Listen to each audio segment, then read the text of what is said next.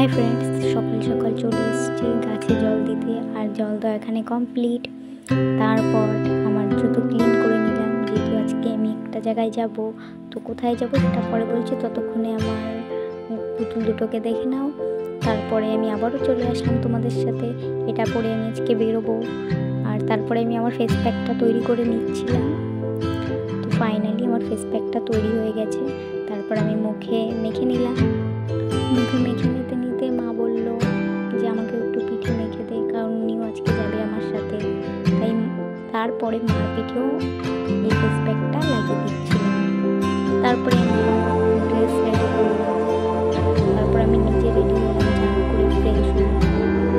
Finally তোমরা দেখতে পাচ্ছ আমি এখন রেডি হয়ে গেছি, আমি যাবো।